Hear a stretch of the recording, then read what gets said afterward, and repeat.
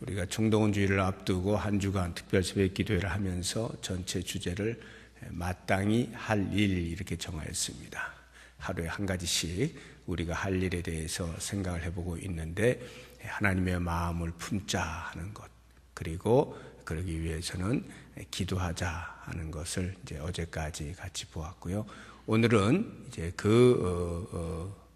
준비가 이제 우리 행동으로 나타날 때다 해서 오늘은 전하기라고 하는 것, 우리가 마땅히 할 것, 전하는 것, 이것에 대해서 같이 생각을 해보려고 하는데요.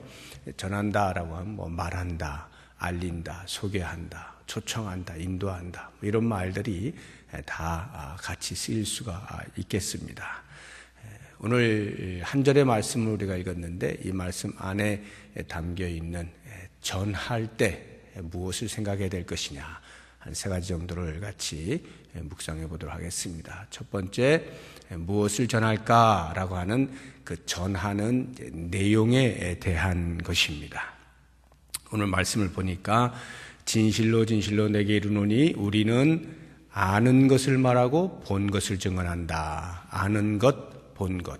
예수님께서 말씀하시고 계시는 이 아는 것, 본 것, 그것을 우리가 전한다는 것인데, 한마디로 이야기하면 복음이라고 할 수가 있겠죠. 복음의 핵심은 예수 그리스도입니다. 우리 기독교 역사에 있어서 가장 위대한 전도자 가운데 한 사람이었던 사도 바울의 고백을 보면, 나는 부르심을 받을 때 세례를 베풀려고 부르심을 받은 것이 아니라 예수 그리스도를 전하기 위하여 부르심을 받았다. 이렇게 고린도 교회 성도들에게 편지로 자신의 사명에 대해서 이야기한 것을 우리는 잘 알고 있습니다. 이 땅에 많은 사람들은 복음을 듣는 것에 그다지 환영하지는 않습니다. 아마 그 고린도 지역의 상황도 비슷했을 것 같은데, 유대인들은 표적을 구하고 헬라인들, 이방인이죠, 헬라인들은 지혜를 구합니다. 그런 사람들에게 바울이 복음을 전한다는 것은 별로 내키지가 않는 겁니다. 유대인들이 들을 때에는 그 복음은 그냥 거리끼는 것에 불과해요. 표적을 구하고 있는 유대인들, 무엇인가 이 땅에서는 도무지 찾아볼 수 없는, 그래서 모든 사람이 그 앞에 무릎을 꿇을 수밖에 없는 영광스러운 왕 메시아를 기다리고 있는 그 유대인들에게 있어서 십자가에 못 박혀 죽은 예수를 전한다는 것은 창피한 일이죠. 그런 신을 우리가 기다리는 메시아라고 사람들에게 말하기에는 부끄러운 거예요. 그러니까 거리끼는 것이 됩니다. 지혜를 추구하고 있는 헬라인들이 볼 때에 복음이라고 하는 것, 십자가에서 신이 죽었다더라 라고 하는 이러한 것은 전혀 관심의 대상이 못 됩니다. 그저 미신적인 이야기에 불과한 것이고, 뭐 그다지 이렇게 매력적인 내용도 아닌 것이죠.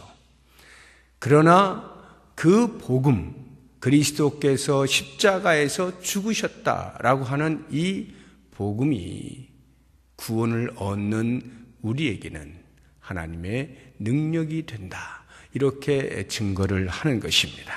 십자가, 그 십자가의 도, 이것이 사실은 최고의 표적이죠.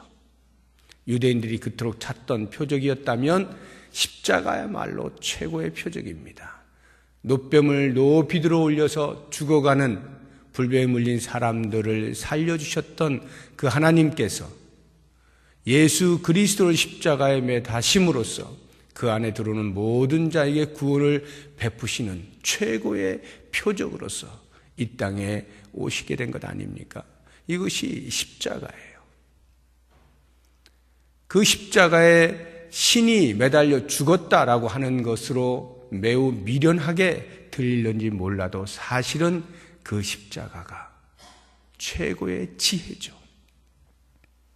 인간의 죄성이 그 무엇으로도 해결될 수 없는 것을 십자가에서 당신의 아들 예수를 죽게 하심으로 하나님의 공의를 이루어내시면서도 동시에 그 속에서 인간을 향한 구원코자 하시는 하나님의 간절한 긍휼과 자비와 사랑이 고스란히 들어있는 유일한 길 십자가, 최고의 지혜가 그 십자가에 담겨 있는 것 아닙니까?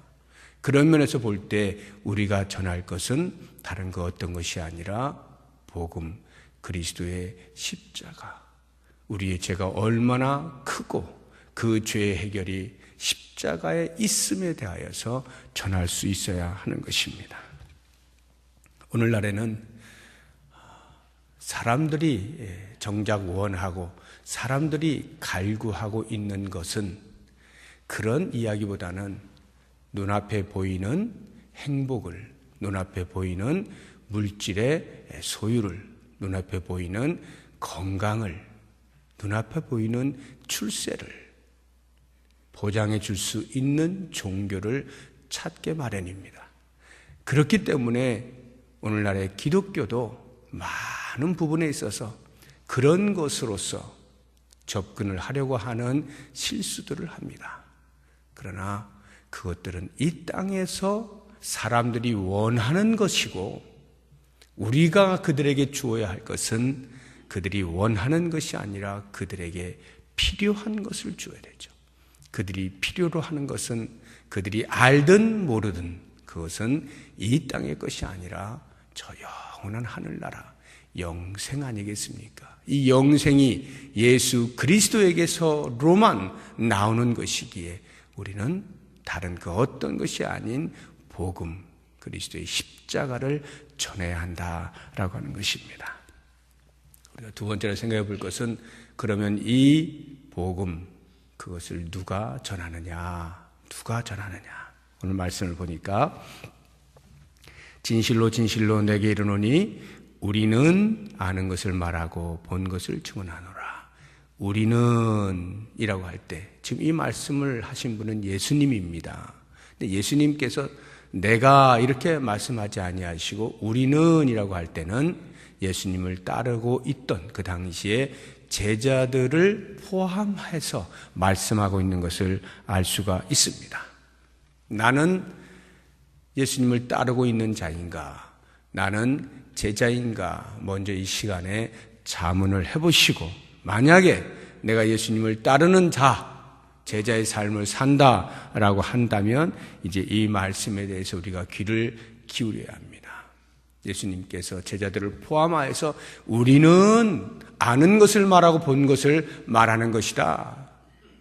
예수님이 그 말씀을 하시고 예수님을 따르는 자들이 그 말씀을 하시는 거죠.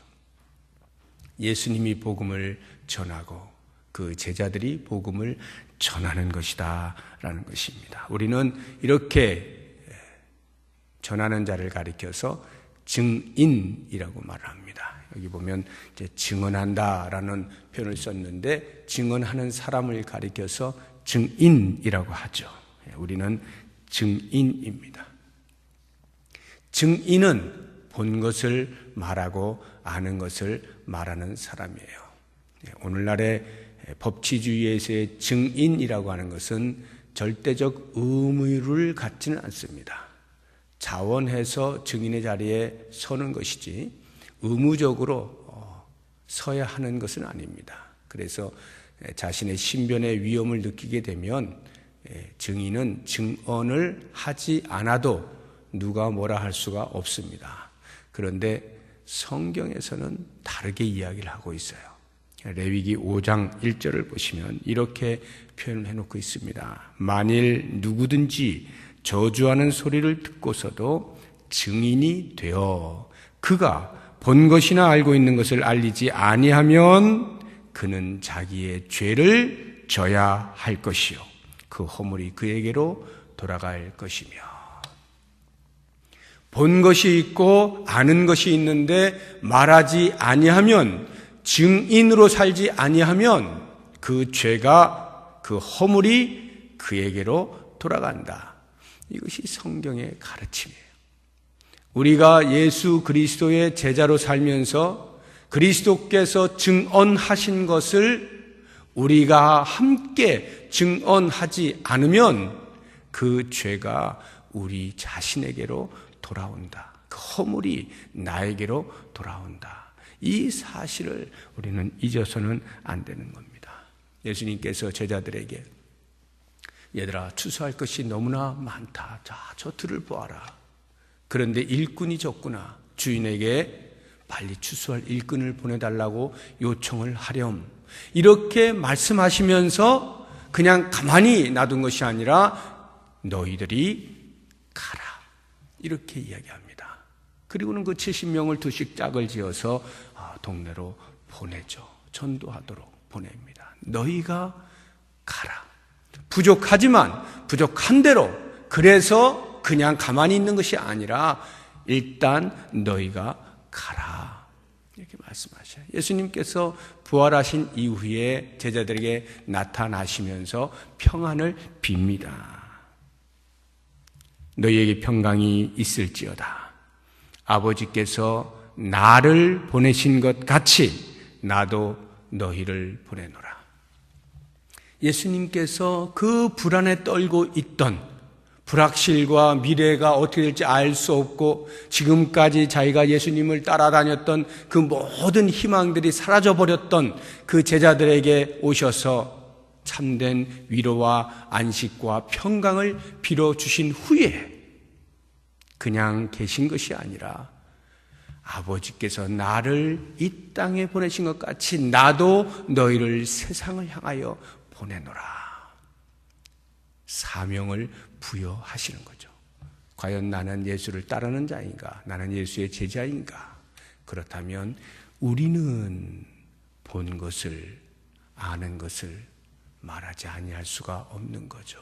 주의 부르심을 따라서, 주의 보내심을 따라서 이 땅에 나아가서 그 복음을 전해야 하는 겁니다. 그래서 하나님께서 애타는 심정을 가지고 이사야를 부르실 때 내가 누구를 보내며 누가 우리를 위하여 갈고 탄식의 소리를 하시지 않습니까?